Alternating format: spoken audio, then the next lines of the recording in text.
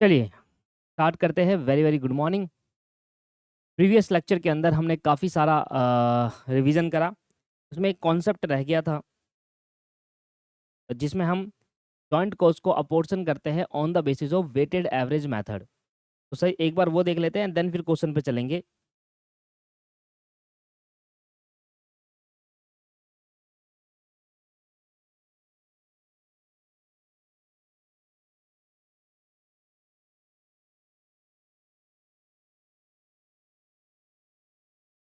NRV तक हमने कर लिया था। अब हमारा दूसरा कंसेप्ट है वेटेड एवरेज मेथड के बेसिस पर जॉइंट कॉस्ट कैसे अपोर्शन करेंगे।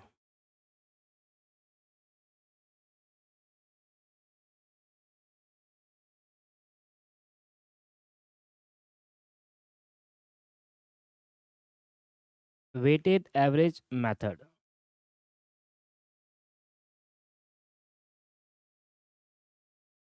देखिए ये कंसेप्ट क्या कहता है, ये कहता है कि जॉइंट कॉस्ट आपको दे रखी होगी और आपको ना कुछ वेट असाइन होंगे। अभी तक हम क्या करते थे, जॉइंट कॉस्ट को फिजिकल क्वांटिटी मेथड के अंदर क्वांटिटी के बेसिस पर अपोर्शन कर देते थे। वो कह रहा है क्वांटिटी के बेसिस पर नहीं करना। याद आ रहा है मुझे, मैंने रेगुलर क्लास में भी ये पढ़ाया था आपको, जब मैंने आपको एग्जांपल लिया था कि देखो डब्ल्यू एक्स।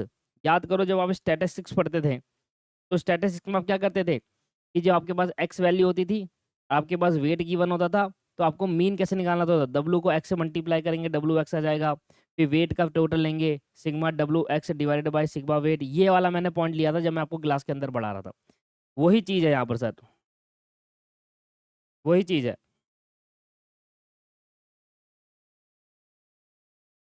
एक बार मैं देख लेता हूँ।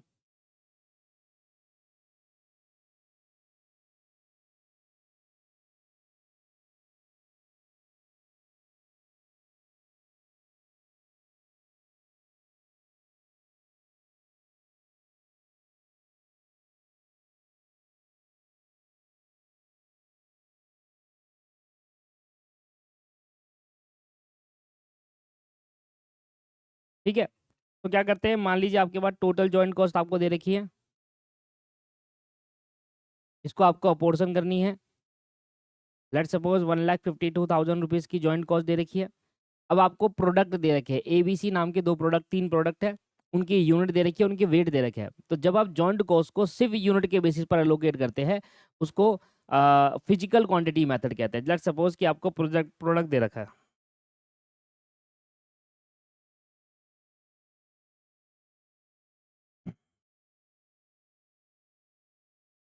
प्रोडक्ट को दे रखा है ए, बी और सी।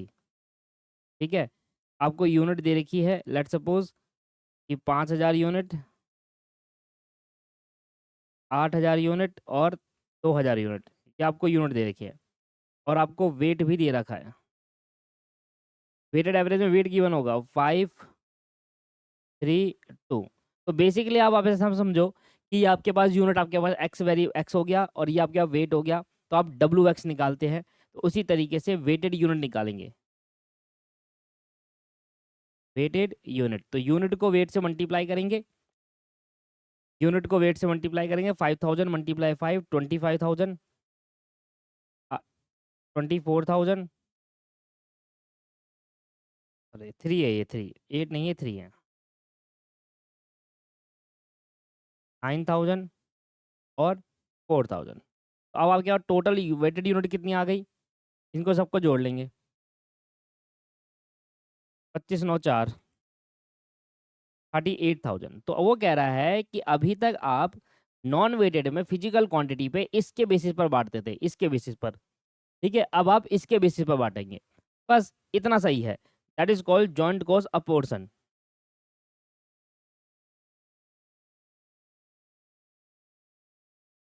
Apportionment of joint cost, simple सा कॉन्सेप्ट है। ठीक है सर, क्या करेंगे, 1,52,000 को पहले डिवाइड करेंगे टोटल 38,000 यूनिट से, एंड देन फिर रिस्पेक्टिव यूनिट से मल्टीप्लाई करेंगे 25,000 से।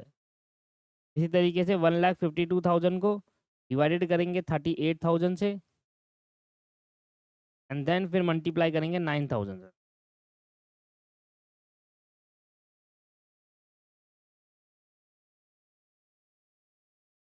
1,50,000 को डिवाइड करेंगे 38,000 से एंड देन मल्टीप्लाई करेंगे 4,000 से। इस तरीके से आपका वेटेड एवरेज मेथड से जॉइंट कॉस्ट अपोर्शन की जाती है।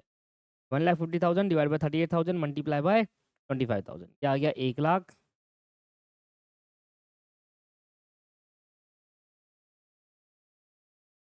ये आ गया 36,000, ये आ गया 16,000। और इस तरीके से टोटल करेंगे तो 1,52,000 आ जाए। लो जी, समझ में आया।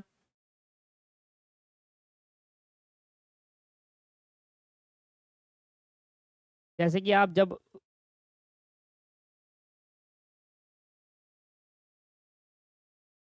आप टोटल कॉस्ट को टोटल यूनिट से डिवाइड करते हैं तो वेटेड एवरेज मीन आ जाएगा। जैसे कि टोटल कॉस्ट आपके पास थी 1,52,000 रुपये, उसको आप टोटल यूनिट से जब डिवाइड करोगे तो बेसिकली आपके पास क्या आ जाएगा, वेटेड एवरेज मीन आ जाएगा। जैसे कि देखो 1,52,000 की टोटल कॉस्ट थी, डिवाइड करेंगे 38,000 मतलब टोटल यूनिट से, इसके बाद जो आएगा 4 रुपये पर यूनिट, ये आ गया वेटेड मीन। अब इसको आप 4 रुपये को मल्टीप्लाई करेंगे 25,000, 9,000, 4,000, ये आता चले जाएगा। And this is your weighted average mean. क्या बोलते हैं इसको, वेटेड एवरेज मीन कहते हैं। आइए सर, हमने प्रीवियस लेक्चर को और इस लेक्चर को मिलाकर लगभग लगभग मेजरली कॉन्सेप्ट खत्म कर लिए। पहले जो कॉन्सेप्ट हमने खत्म करे हैं इसके बिहाफ पर पहले करते हैं क्वेश्चंस। इसके बिहाफ पर क्या करते हैं, क्वेश्चंस करते हैं।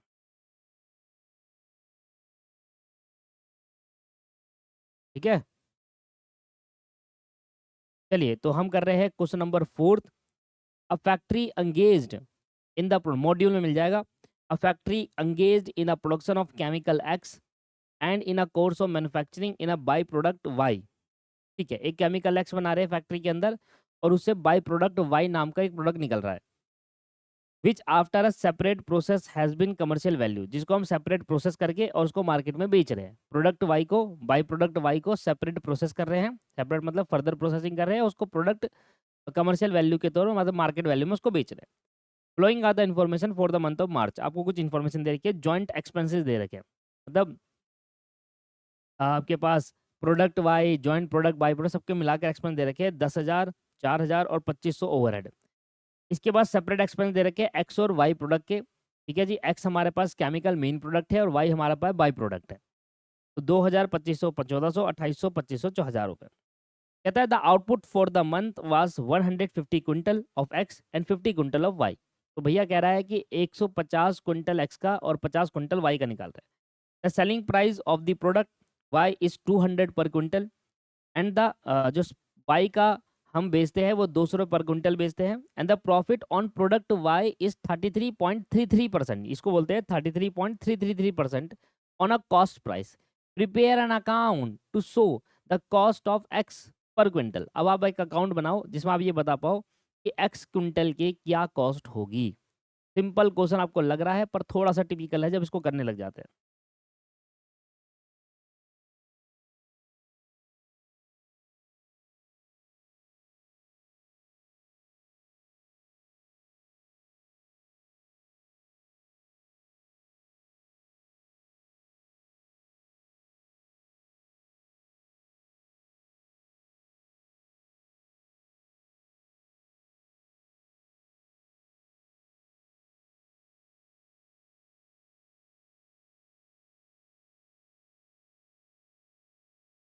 देखिए क्वेश्चन के अंदर आपको ना जॉइंट एक्सपेंस दिया हुआ था। अगर इस जॉइंट एक्सपेंस में मैं वाई का खर्चा हटा दूं तो मुझे पता चल जाएगा एक्स के प्रोडक्ट की क्या कॉस्ट है और वही मुझे निकालना है। प्रोडक्ट एक्स की कॉस्ट ही मुझे निकालनी है पर मुझे ये जानना है कि इस जॉइंट एक्सपेंस में वाई का कितना है। तो मैं वाई के लिए कैलकुलेशन करता हूँ और वाई का एक एक्सपेंस अगर अलग कर देता हूँ तो फिर मेरा जो जॉइंट एक्सपेंस में वाई का अलग कर दे तो बचेगा जो वाई एक्स होगा। ठीक है सर, समझ में आया? तो सबसे पहले एक काम करते हैं। वो कह रहा है कि देखिए आपके पास 50 क्विंटल जो वाई है वो हम बेच देते हैं 200 रुपये पर क्विंटल के हिसाब से। The selling price of product Y का जो सेलिंग प्राइस है वो 200 रुपये पर क्विंटल है। तो 50 क्विंटल है, 200 रुपये के हिसाब से हम बेच रहे हैं।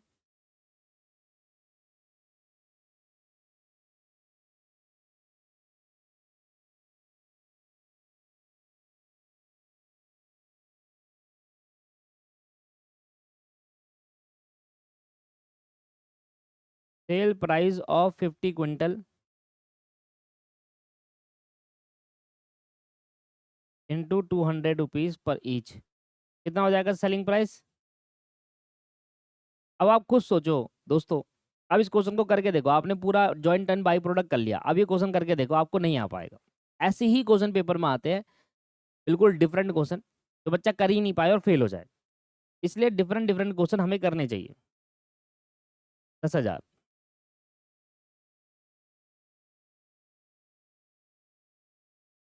ठीक है सर।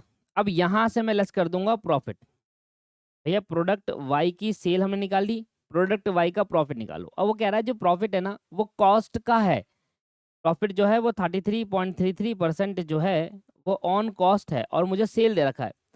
तो हमने बहुत सारी क्लासेस में पढ़ा है कैसे हम प्रॉफिट को कॉस्ट से सेल में कन्वर्ट करते हैं।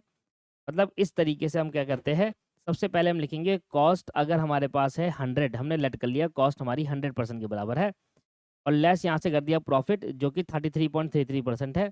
33.33%, लेस नहीं प्रॉफिट ऐड करते हैं, तो हमारी जो सेल प्राइस है वो 133.33% के बराबर है, राइट। तो अगर मेरे लिए प्रॉफिट जो है वो कॉस्ट का 33 है, तो कॉस्ट को लेट करा 100, 33.33% प्रॉफिट जोड़ा और सेल आ गया 133। तो अगर 10,000 रुपये की सेल है, ये 133.33% के बराबर है, तो मल्टीप्लाई करेंगे 33.33% के बराबर कितना होगा, समझ में आया। अगर जो कॉस्ट है जो सेल है वो 133.33 के बराबर है, तो सिर्फ 33.33 के बराबर क्या होगा, दैट्स कॉल्ड प्रॉफिट। समझ में आया। भाई सेल इसके बराबर है, इससे डिवाइड करा, एक के बराबर आ गया, मल्टीप्लाई बाय 33 करूंगा तो प्रॉफिट के बराबर आ जाएगा। तो 10,000 डिवाइड बाई 133.33। अब जो पॉइंट के बाद 33 है वो कैलकुलेटर के एंड तक ले जाना है आपको एक्यूरेट आंसर के लिए। ये देखो एंड तक ले गया मैं, बिल्कुल 33 इक्वल टू दबा दिया, ये आ गया 75। अब मल्टीप्लाई करूंगा 33.33, फिर से एंड तक दबाना है आपको, ये आ गया 2500, एग्जैक्ट एग्जैक्ट आया 2500। तो प्रॉफिट मैंने यहाँ से हटा दिया। प्रॉफिट हटाने के बाद जो बच जाएगा उसको हम कहेंगे कॉस्ट। वाई की कॉस्ट है 7,500, 7,500 वाई की कॉस्ट हमने बच गई। अब वो कह रहा था कि देखो वाई ने ना, ये तो हो गया सेल, ठीक है दोस्त ध्यान समझना, ये होगी सेल। वाई हमने इतने का बेचा, इस 10,000 में इतना प्रॉफिट जुड़ा हुआ था, तो वाई का टोटल एक्सपेंडिचर कितना है, 7,500 रुपये। वाई का टोटल एक्सपेंस कितना है दोस्त, 7,500 रुपये है वाई का टोटल एक्सपेंस। इसमें वाई के दो खर्चे दे रखे थे, पहला एक सेपरेट खर्चा दे रखा था, एक जॉइंट एक्सपेंस दे रखा था। सेपरेट खर्चा मुझे पता है कि यहाँ मैं तीनों को जोड़ूंगा तो सेपरेट आ जाएगा, पर वाई का जो आपके पास जॉइंट एक्सपेंस है वो नहीं पता, क्योंकि जॉइंट एक्सपेंस का मतलब ये हुआ कि एक्स और वाई दोनों के खर्चे यहाँ पर जुड़े हुए हैं। तो हमने क्या करा, एक्स वाई के टोटल एक्सपेंडिचर तो मुझे पता चल गया 7,500, ठीक है। वाई का टोटल एक्सपेंडिचर 7,500 है, ये तो मैं पता चल गया। अब वाई के जो सेपरेट एक्सपेंस मुझे अलग से दे रखे उनको मैं माइनस कर दूंगा। अब जो बच जाएगा वो एक्सपेंस होगा जो इसके अंदर जुड़ा हुआ है जॉइंट एक्सपेंस के अंदर। दोबारा समझो, वाई के दो खर्चे हैं, एक वो खर्चा जो जॉइंट एक्सपेंस के अंदर जुड़ा हुआ है जिसमें एक्स और वाई दोनों के जुड़ा हुआ है, मतलब इसमें भी वाई का खर्चा है, पर कितना है मुझे नहीं पता, और वाई का ही की खर्चा, तो वाई के टोटल खर्चे है ये, एंड इसके अंदर जो जुड़े हुए वो। तो वाई के टोटल खर्चों में से अगर मैं ये वाला पोर्शन हटा दूं तो जो बच जाएगा वो इसके अंदर जो जुड़ा वही तो आएगा, ठीक है। तो वाई के टोटल खर्चा दे रखा है 7,500, इन तीनों को जोड़ लेंगे, लेस करेंगे separate expense of Y.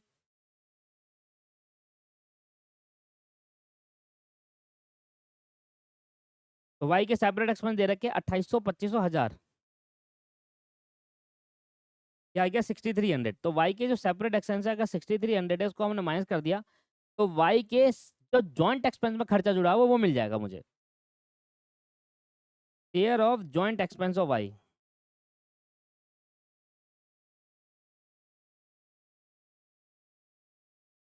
That is called 1,200। ये लो सर, समझ में आया। तो अब मेरे पास, मैं ये कह सकता हूँ कि जॉइंट एक्सपेंस है, इसके टोटल खर्चे में से 1,200 है वाई का, तो बचा कुचा किसका है, एक्स का। बचा कुचा किसका है दोस्त, एक्स का है। तो joint expense, total expense of, total cost of product x, product x की टोटल कॉस्ट कितनी है, तो हमने कहा भाई ये जोड़ लो, 10,000, 4,000, 12,000, 16,500 आ गया इन तीनों को जोड़ने पर, जिसमें वाई की कॉस्ट हटा दी हमने 1,200। अब जो बच जाएगा वो सिर्फ एक्स और एक्स का है, बताओ उससे समझ में आया, 16,500 माइनस 1,200, ये आ गया 15,300, 15,300। मुझे बताइए सर कोई दिक्कत कोई doubt.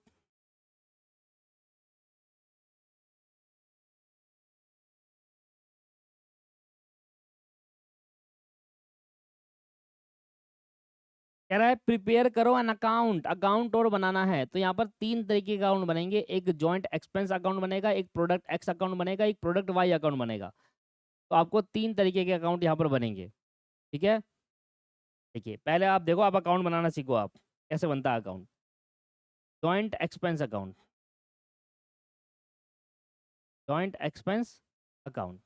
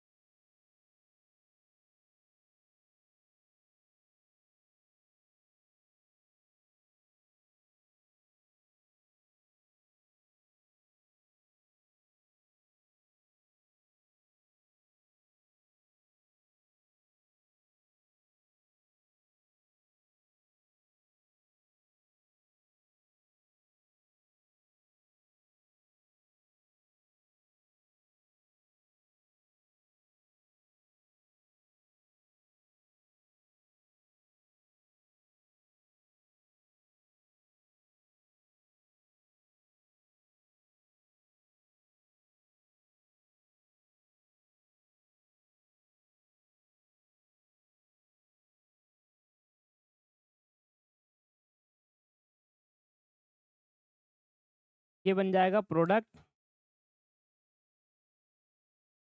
X account.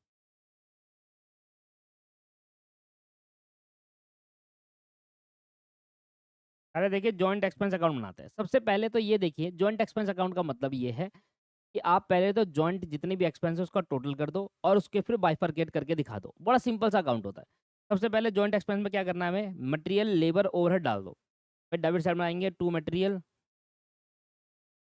To labour और टू ओवरहेड। ये आ गया मेरे पास जॉइंट एक्सपेंस, ठीक है सर। ये मैंने डाल दिया 10,000, 4,000 और 2,500। अब करना क्या होता है जॉइंट एक्सपेंस में, आपको ये बताना होता है कि 10,000, 4,000 और 2,500 टोटल टोटल जब हम इसको मिलाएंगे तो इसमें वाई का कितना और एक्स का कितना, ये दिखाना होता है शो करके अकाउंट में। That's called joint expense account. मैंने यहाँ 4,000 लिखा, ये हमने 2,500 लिखा, और जब मैंने इसका टोटल करा तो ये आ गया 16,500।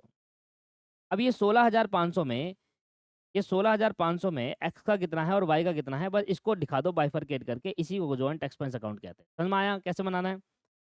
तो बाई प्रोडक्ट एक्स का कितना हिस्सा है इसमें, और बाई प्रोडक्ट वाई, और प्रोडक्ट वाई का कितना हिस्सा है। तो प्रोडक्ट एक्स का था 15,300 और प्रोडक्ट वाई का था 1,200। बताइए सर, क्लियर हुआ या नहीं? हुआ? सिंपल एंड सरल।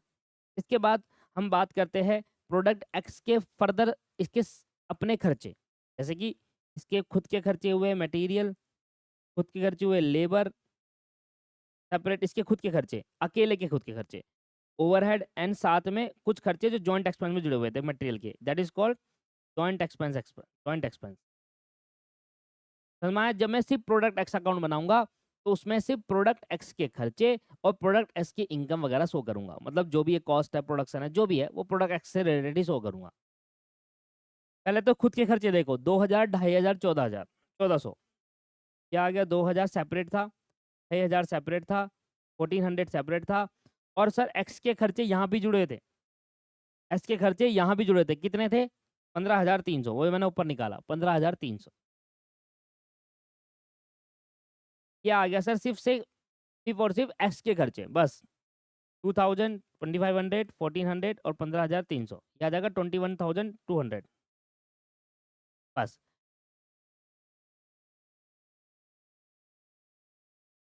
By cost of production account, कहाँ ट्रांसफर कर देंगे इसको? कॉस्ट ऑफ प्रोडक्शन अकाउंट में ट्रांसफर कर देंगे। 21,200, क्या बोलेंगे? देखो 21,200 की कॉस्ट है, 150 क्विंटल बनाने की, तो एक क्विंटल की कितनी आएगी? 21,200 डिवाइड बाई 150, एक क्विंटल की कॉस्ट है 141.33 रुपये। सर इसमें हम सेल लिखकर प्रॉफिट भी निकाल सकते हैं, ठीक है? यहाँ पर आप सेल लिख सकते हो, पर क्वेश्चन के अंदर सेलिंग प्राइस नहीं दिया हुआ था। किसका? प्रोडक्ट एक्स का सेलिंग प्राइस नहीं दिया हुआ था, इसलिए फिर हमने यहाँ पर सेल नहीं लिखा। सेल लिखते तो वहाँ पर प्रॉफिट आ जाता। पर ठीक है, कोई बात नहीं, हमने कॉस्ट बता दी। अब अगली बार आप सेल बताओगे तो हम कॉस्ट को लेस कर देंगे। ये टोटल कॉस्ट आ गई बस, 21,200।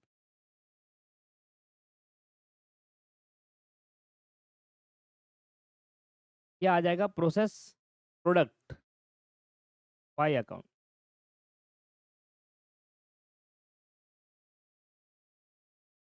फिर से to material, to labour, to overhead और टू जॉइंट एक्सपेंस। इसके जॉइंट एक्सपेंस थे 1200 और बाकी सेपरेट कितने हैं 2800, 2500, 1000। 2800, 2500, 1000 टोटल कर लो।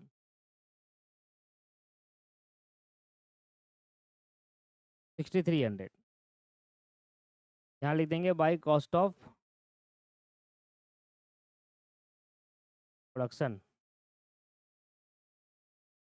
6300 डिवाइड बाई 50 क्विंटल था, 126 रुपये पर क्विंटल की कॉस्ट आ रही है।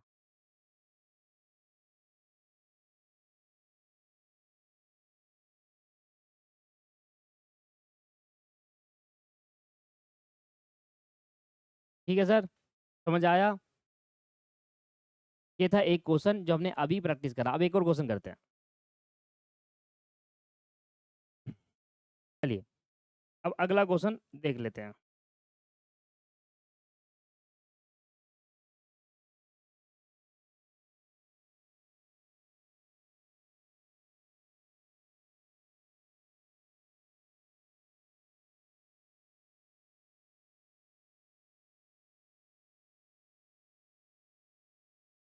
In the course of manufacturing of a main product P, एक मेन प्रोडक्ट पी है जिसको हम मैन्युफैक्चर कर रहे हैं और उससे बाई प्रोडक्ट ए निकल जा रहा है एंड बी भी निकल रहा है। दो दो बाई प्रोडक्ट निकल रहे हैं सर, एक नहीं दो बाई प्रोडक्ट। एक एक मेन प्रोडक्ट एक ही है पी, पर उससे दो बाई प्रोडक्ट निकल रहे हैं A and B. The joint expense of manufacturing the amount is 1,19,550। तो आपको जॉइंट कॉस्ट दे रखी है, ठीक है। All the three product are processed further after separation. तो जॉइंट कॉस्ट को स्प्लिट ऑफ करने के बाद इसको तीनों प्रोडक्ट को फर्दर प्रोसेस किया जाता है और फिर उसके बाद बेचा जाता है। आधा पॉइंट क्लियर है? ठीक है। अब मेन प्रोडक्ट जो है पी है उसको हम 90,000 का बेचते हैं और जो ए और बी बाई प्रोडक्ट है उसको 40,000 और 60,000 का बेचते हैं। कॉस्ट इंकर्ड आफ्टर सेपरेशन, मतलब फर्दर प्रोसेसिंग कॉस्ट आपको दे रखी है कि सेपरेशन होने के बाद क्या कॉस्ट इंकर्ड होती है, 6,000, 5,000 और 4,000। Profit on the percentage of sale, तो 25, 20, 15% आसानी से सेल दे रखी है, निकाल लेंगे। इसके बाद कहता है total fixed selling price are 10%। Total fixed selling price are 10% of total cost of sale which are apportion to the product of 20, 40, 40। तो कहता है जो टोटल सेलिंग प्राइस है वो 10% होगा टोटल कॉस्ट का। तो जो भी टोटल कॉस्ट होगी उसका 10% सेलिंग प्राइस आ जाएगा और वो टोटल आएगा इकट्ठा तीनों का एक साथ। फिर उसको बाइफर्केशन करने का आपका रेशियो दे रखा है 20, 40, 40, 2:4:4, 1:2:2। प्रिपेयर अ स्टेटमेंट, आपको एक स्टेटमेंट बनाकर दिखानी है showing the apportionment of joint cost to the main product and the by product। तो अब जॉइंट कॉस्ट को किस तरीके से अपोर्शन करोगे मेन और बाई प्रोडक्ट पे, ये एक स्टेटमेंट बनाओ। फिर कह रहा है if the by product is not subject to further processing, अगर बाई प्रोडक्ट ए जो है उसको फर्दर प्रोसेस ना करे and is sold at the point of separation, मतलब पॉइंट ऑफ सेपरेशन मतलब जो जॉइंट कॉस्ट को हमने अपोर्शन करा था, सेपरेट करा था, उसी पॉइंट पर अगर उसको बेच दे तो उसको 58,000 for which there is a market at 58,500 without incurring any selling expense. तो उसको हम 58,500 का बेच देंगे बिना किसी सेलिंग एक्सपेंस खर्च करे। Would you advice it disposal at this stage, क्या आप एडवाइस करोगे क्या उसको फर्दर प्रोसेसिंग नहीं करना चाहिए और बिना फर्दर प्रोसेसिंग करके उसको बेच देना चाहिए? तो जहां पर हमें ज्यादा बेनिफिट होगा, देखिए हम फिर दो कंपेरेटिव स्टेटमेंट बनाएंगे कि अगर मैं फर्दर प्रोसेसिंग करूंगा प्रोडक्ट ए को, बाय प्रोडक्ट ए को फर्दर प्रोसेसिंग करूंगा तो कितने का बिक रहा है और बाय प्रोडक्ट ए बिना फर्दर प्रोसेसिंग करने का कितना का बिक रहा है। तो दोनों में कहाँ मुझे बेनिफिट हो रहा है, जहां बेनिफिट होगा वहां मैं उसको एडवाइस कर दूंगा। बात समझ में आ गई नहीं आ गई? क्लियर हुआ?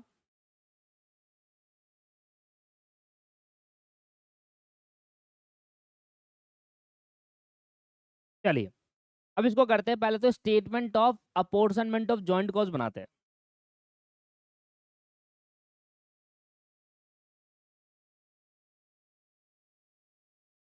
अच्छा क्वेश्चन है।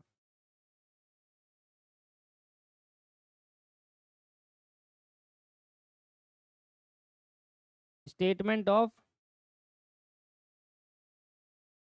Apportionment of joint cost, statement of apportionment of joint cost.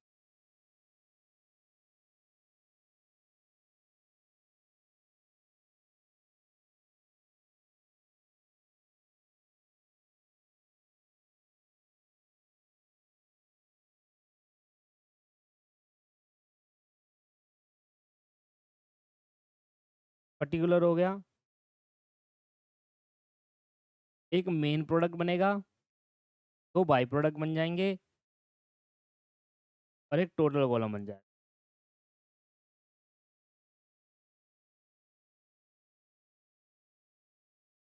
क्या आ गया? Main product. क्या आ गया? By product A. क्या आ गया? By product B. और मेन प्रोडक्ट का नाम क्या था? पी। और ये आ गया टोटल कॉलम। सबसे पहले हम जॉइंट कॉस्ट कैसे निकालेंगे? जॉइंट कॉस्ट हम कैसे निकालेंगे? सबसे पहले यहाँ पर लिखोगे सेल। आपकी कितने की सेल हुई? तो हमें कह रहा है कि 90,000, 60,000 और 40,000 रुपये की सेल है। 90,000, 60,000 और 40,000 रुपये की हमारी सेल है। तो टोटल सेल कितनी होगी? 1,90,000 रुपये की। अब सेल में से आप लेस कर दो सर प्रॉफिट। क्या लेस कर देंगे? प्रॉफिट। लेस करेंगे प्रॉफिट, और प्रॉफिट का परसेंटेज हमें क्वेश्चन में गिवन है, और ये भी अच्छी बात है कि हमें सेल का परसेंटेज गिवन है। तो प्रॉफिट आपको दे रखा है 90,000 का कितने परसेंट? 25%। तो 90,000 का 25% आपके पास आ गया 22,500। 22,500 मैंने यहाँ से कॉस्ट प्रॉफिट हटा दिया। 60,000 का कितने परसेंट है? 20 और फिर 15 है, 20% कितना हो गया? 60,000 का 20%, क्या आ गया? 12,000 रुपये। और 40,000 का 15% कितना आ गया जी? 6,000 रुपये। टोटल कितना हो गया? 22,500, 12,000 और 6,000, आ जाएगा 40,500। ये लो सर। इसके बाद आ जाता है आपके पास, तो हम क्या कहेंगे? सेल में से जब प्रॉफिट माइनस कर देंगे तो कहेंगे कॉस्ट ऑफ सेल आ जाएगी। क्या आ जाएगी? Cost of sale. वो प्रॉफिट, वो कॉस्ट जो यूनिट बिक गया उसकी क्या कॉस्ट थी। ठीक है। 90,000 में से 22,500 जाएंगे तो 67,500 की कॉस्ट थी। 60 माइनस 12 जाएंगे 48,000 की थी, और 54,000 की।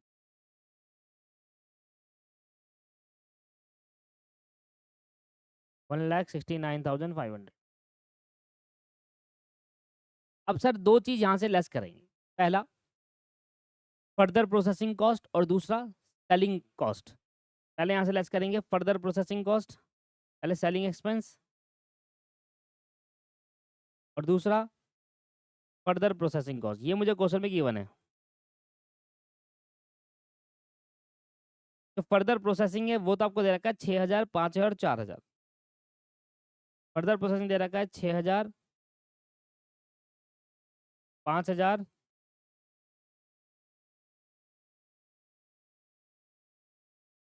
और 4,000। 6,000, 5,000 और 4,000, 6, 5, 4, ये फर्दर प्रोसेस। फिर कह रहा है जो टोटल कॉस्ट थी ना उसका 10% आपका सेलिंग एक्सपेंस है, फिर उसको 20, 40, 40 की रेशियो में बांटना है। भाई टोटल कॉस्ट कितनी है? 1,69,500। इसका 10% निकालूंगा तो क्या आ जाएगा सर? 69,915। अब इसको आप बांटोगे किस रेशियो में? 2:4:4 की रेशियो में बांटोगे। 2 + 4 + 4 हो जाएगा 10। 16,950 डिवाइडेड बाय, एक चीज और,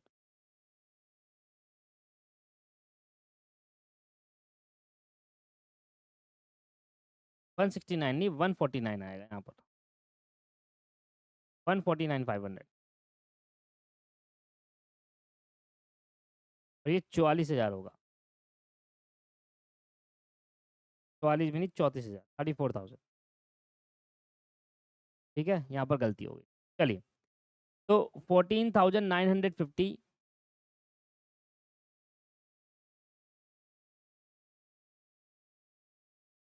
14,950 ये आपके पास है यहाँ पर, और 6, 5 और 6, 4, 10, 15,000 यहाँ पर है आपके। तो आपने क्या करा? फर्दर प्रोसेसिंग कॉस्ट भी लेस कर दी, सेलिंग एक्सपेंस भी लेस कर दिया। अब जो बच जाएगा वही तो आपका जॉइंट कॉस्ट है। बस सेलिंग एक्सपेंस पहले, ये फर्दर प्रोसेसिंग कॉस्ट है, इसको पहले ठीक करो आप।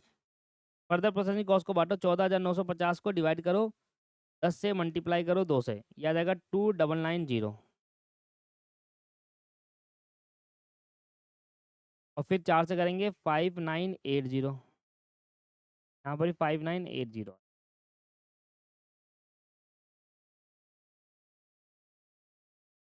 67,500 टोटल कॉस्ट थी, जिसमें से सेलिंग एक्सपेंस और फर्दर प्रोसेसिंग दोनों हटा दिया। हटाने के बाद जो बच जाएगा वो कॉस्ट होगी जो जॉइंट कॉस्ट होगी।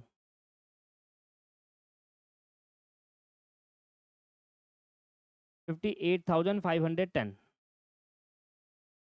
Share of joint cost.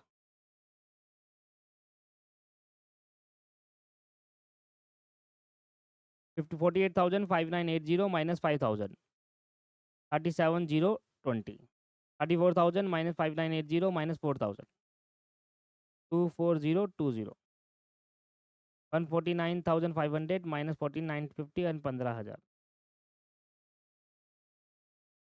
1,19,550। Check करो क्या यही जॉइंट कॉस्ट थी? 1,19,550। ये देखो 1,19,550 यही जॉइंट कॉस्ट। बताइए सर, क्या समझ आया आपको किस तरीके से जॉइंट कॉस्ट को अपोर्शन किया जाता है?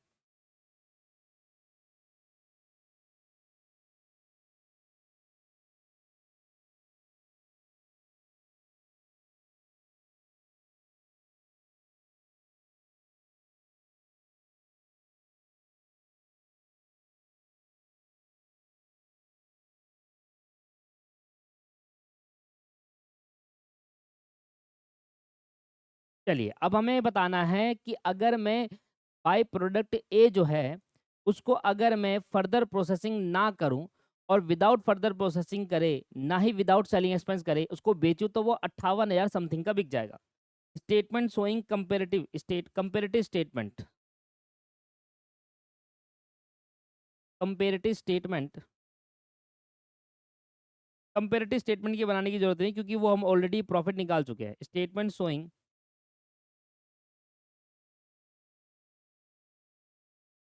Profit of by product, profit of by product ए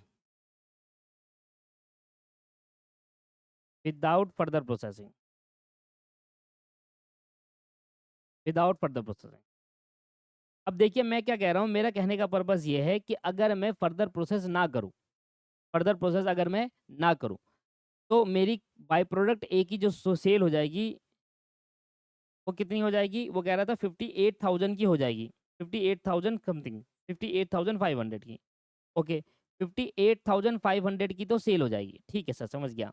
अब यहाँ से आप शेयर ऑफ जॉइंट कॉस्ट बताओ कितना होगा? भाई इसकी जो जॉइंट कॉस्ट आ रही है वो तो आएगी ना। देखिए जॉइंट कॉस्ट तो आती ही आती है। जॉइंट कॉस्ट के बाद अगर आप फर्दर प्रोसेसिंग करोगे तो फर्दर प्रोसेसिंग कॉस्ट तो सेलिंग कॉस्ट रहेगी। कह रहा वो मत करो, जॉइंट कॉस्ट अपोर्शन होने के बाद ही बेच दो, 58,500 को बिक जाएगा। अच्छा मुझे बताओ जॉइंट कॉस्ट कितनी है? सर जॉइंट कॉस्ट मैंने पीछे निकाली थी बाई प्रोडक्ट ए की, सब कुछ माइनस करने के बाद जो जॉइंट कॉस्ट आ रही थी वो 37,020, 37,020 ये जॉइंट कॉस्ट है। तो भैया इतना प्रॉफिट दे देगी मुझे कितना? 58,500 माइनस 37,020 क्या जाएगा? 21,480। इतना प्रॉफिट ये मुझे दे देगी। समझ में आया? इतना प्रॉफिट ये मुझे मिल जाएगा। अच्छा तो अगर मैं जॉइंट कॉस्ट को फर्दर प्रोसेसिंग ना करूं, मतलब प्रोडक्ट बाई प्रोडक्ट ए को फर्दर प्रोसेस ना करूं और ना ही उस पर सेलिंग एक्सपेंस करूं, तो मुझे 21,480 का प्रॉफिट हो जाएगा। बट आफ्टर फर्दर प्रोसेसिंग करके कितना हो जाएगा? आफ्टर फर्दर प्रोसेसिंग कॉस्ट करके अगर मैं बाई प्रोडक्ट ए में आफ्टर फर्दर प्रोसेसिंग करूं तो कितना प्रॉफिट देगी? वही दे रहा हूं। देखो प्रॉफिट दे रही है कितना? सेल हो रहा 60,000 रुपये का, सारी कॉस्ट यहाँ से मैं लेस करता हुआ जा रहा हूँ, सारी कॉस्ट लेस कर दूंगा और प्रॉफिट मुझे 12,000 रुपये का मिलेगा। प्रॉफिट कितने का मिल रहा है? 12,000 रुपये का। तो आफ्टर फर्दर प्रोसेसिंग करने के बाद जो प्रॉफिट मिलेगा, प्रॉफिट फ्रॉम बाय प्रोडक्ट ए, वो मिल रहा है 12,000 रुपये का। फर्दर प्रोसेसिंग करूंगा तो प्रॉफिट मिलेगा 12,000 रुपये का, और फर्दर प्रोसेसिंग ना करूँ तो प्रॉफिट मिलेगा 21,480 का। तो मुझे बताओ क्या एडवाइस दोगे? It is better to sell by product A without further processing, it is better to sell by product A without further processing because it give more profit as compared to after selling, after further processing। ठीक है, it is advised to sell by product A। समझ में आया?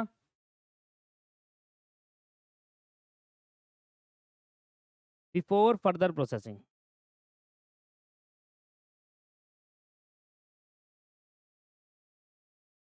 Because it give more profit.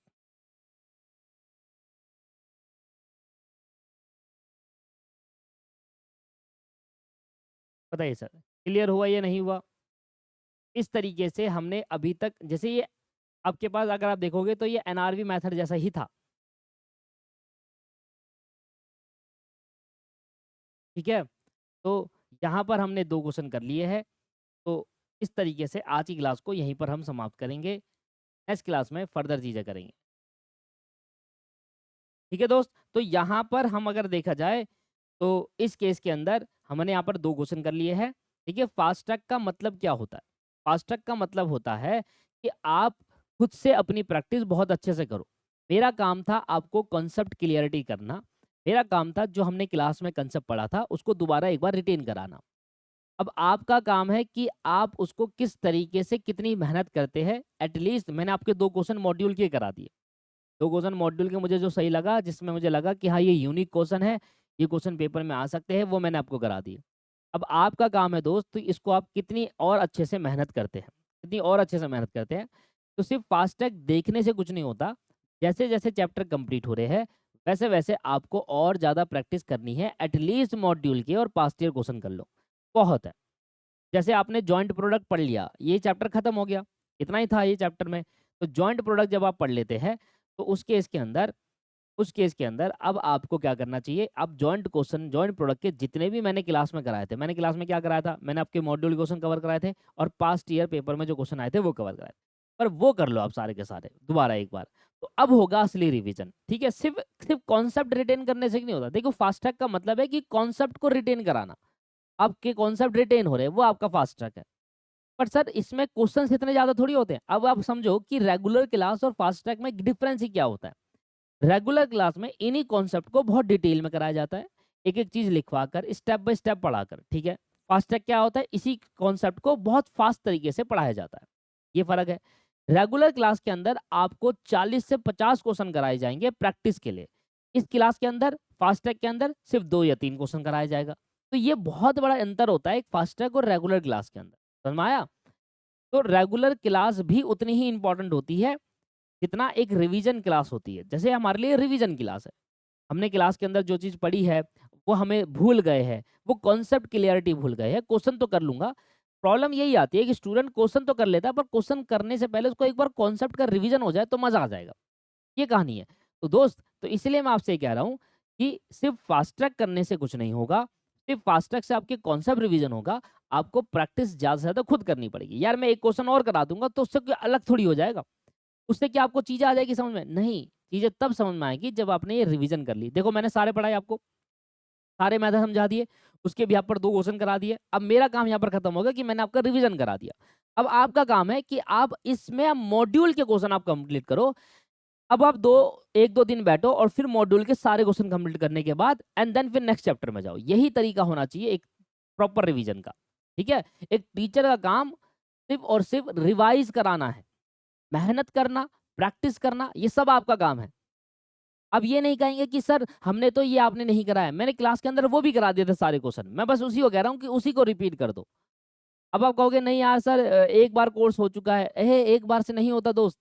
एक बार course होने के बाद फिर 2-3-4 बार करना पड़ेगा प्रैक्टिस, तब जाकर कॉन्फिडेंस आएगा एग्जाम में। भाई साहब मॉड्यूल का भी क्वेश्चन अगर एग्जाम में आ गया ना तो आप तब भी नहीं कर पाओगे। क्यों? क्योंकि आपने एक ही बार प्रैक्टिस करी थी। एक बार प्रैक्टिस करने से नहीं होता, कई सारी बार हमें प्रैक्टिस करनी पड़ती है उस कॉन्सेप्ट को क्लियरिटी और उस कॉन्सेप्ट की समझ के लिए। कई बार प्रैक्टिस करनी पड़ती है, कई बार। तो एक बार करके जा रहे हो फेल हो जाओगे। किस्मत रही 100 में से 2 बच्चा 10 बच्चा पास हो जाएगा, 90 बच्चे फेल हो जाएगा अगर एक बार प्रैक्टिस करके जा रहे हो। जब कॉन्फिडेंस कब आएगा? जब मैं मॉड्यूल और पास्ट ईयर पेपर 2 से 3 बार कर लूंगा, तब मुझे कॉन्फिडेंस आएगा। देखिए मेरा काम था रिवीजन कराना, मैंने करा दिया। क्या मैंने जॉइंट एंड बाय प्रोडक्ट में सारी चीज़ें बता दी? हाँ जी, सारी चीज़ें बता दी। अब मैं अगली क्लास में आपके लिए नई नई कंसेप्ट, नई नई मेन टॉपिक लेके आऊँगा, जैसे कि रिकन्सिलेशन। एक छोटा टॉपिक है पर ये इंपॉर्टेंट है, पेपर में आता है। मैं क्या कराऊंगा रिकन्सिलेशन में? पहले आपको कॉन्सेप्ट बता दूंगा, फिर 2 क्वेश्चन करा दूंगा। मेरी तरफ से रिकन्सिलेशन रिवाइज हो गया, अब आपका काम है उसको आगे कंटिन्यू रखना। ठीक है, तो नेक्स्ट क्लास में हम रिकन्सिलेशन देखेंगे। नेक्स्ट क्लास में नया चैप्टर सर्विस कॉस्टिंग जो अभी रह गया उसको मैं थोड़ा होल्ड पे रहेगा, क्योंकि जो मेन टॉपिक है, जो जो मेन पे मतलब सर्विस कॉस्टिंग मेरे लिए इंपॉर्टेंट है, क्योंकि वो भी पेपर में आता है, हमेशा आता है, पर रिकंसिलिएशन एक छोटा टॉपिक है। तो अब मेन पॉइंट क्या है, आपको क्या-क्या कराना है? सर्विस कॉस्टिंग आपको कराना है, रिकंसिलिएशन कराना है। मेन मैं आपको बता रहा हूँ, पहले मैं रिकंसिलिएशन कराऊँगा, फिर मार्जिनल, स्टैंडर्ड और बजट करा दूँगा। रिकंसिलिएशन, मार्जिनल, स्टैंडर्ड और बजट, ठीक है? फिर सर्विस कॉस्टिंग आएँगे और सर्विस कॉस्टिंग के बाद फिर कॉन्ट्रैक्ट, फिर आपके पास कॉन्ट्रैक्ट के बाद आपके पास आ जाएगा सर इंटीग्रल, नॉन इंटीग्रल, इस तरीके से काम करेंगे। तो जो मेन पॉइंट है पहले वो कवर करा लूँ, जैसे कि मार्जिनल, स्टैंडर्ड, बजट आपको पता है मेन होते हैं। उससे पहले रिकंसिलिएशन उसका भी मेन है क्योंकि वो हर बार पेपर में आता है। तो नेक्स्ट क्लास रिकंसिलिएशन करेंगे एंड उसके बाद मार्जिनल, स्टैंडर्ड, बजट पढ़ने के बाद फिर हम बाकी अपना कंप्लीट करेंगे क्या? बाकी अपना कंप्लीट करेंगे standard cost service costing and then contract करेंगे। कितना बच गया हमारे पास? हमारे पास गिनती के 4-5 टॉपिक बच गए। अभी मैं आपको रिकंसिलिएशन करा दूँगा, ठीक है? 2 क्लास में वो खत्म हो जाएगा। इसके बाद मार्जिनल, स्टैंडर्ड और बजट। मार्जिनल, स्टैंडर्ड, बजट भाई ये 2 क्लास में नहीं, 2 से 3 क्लास को भी लगेगी। कॉन्सेप्ट ज़्यादा है। क्वेश्चन की प्रैक्टिस सर मैं नहीं कराने वाला इधर। ये कोई क्वेश्चन प्रैक्टिस सेशन नहीं है। ये है फास्ट ट्रैक बैच। इसके अंदर सिर्फ़ और सिर्फ़ कॉन्सेप्ट एंड उस कॉन्सेप्ट से रिलेटेड 1-2 क्वेश्चन जिससे आपको रिटेन हो जाए कॉन्सेप्ट, बस। ये यही है बैच का नाम। तो मार्जिनल में 3 क्लास मान लो, स्टैंडर्ड में 3 क्लास मान लो। स्टैंडर्ड तो 2 ही क्लास में हो जाएगा, एक दिन मटेरियल वेरिएंस, एक दिन लेबर वेरिएंस। तो मार्जिनल में 2 क्लास मान लो, स्टैंडर्ड मार्जिनल में 3 मान लो, स्टैंडर्ड में 2 मान लो, बजट में आप 2 क्लास आप मान लो, 2 से 3 क्लास। तो इस तरीके से अब गिनती के 10 से 15 क्लास के अंदर आपका ये सिलेबस कंप्लीट हो जाएगा। 10 से 15 क्लास हार्डली लगेगी और ये आपका पोर्शन पूरा कंप्लीट हो जाएगा फास्ट ट्रैक। आज के लिए मैं इतना ही रखूँगा सेशन। नेक्स्ट क्लास में मैं नया चैप्टर आपको कराऊँगा। प्रैक्टिस कर लेना भाई, मेरा काम आपको बताना था। नहीं करोगे, फेल हो जाओगे, आपके ऊपर है। मैंने अपनी तरफ से सारी ड्यूटी अपनी खत्म कर रहा हूँ। Thank you, have a nice day, bye bye, take care.